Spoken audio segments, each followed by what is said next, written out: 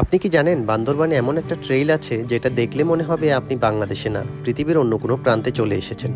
বলছি তিনদুতে অবস্থিত বাউনকিয়ং ট্রেইলের কথা। অপরিচিত মায়ার পাহাড়ি পাড়া, মন ভোলানো সবুজ পাহাড়, চোখ জুড়ানো জুমক্ষেত, শরীর মন শীতল করে দেয়া ঝিরি আর কিছু ছবির মতো সুন্দর দৃশ্য।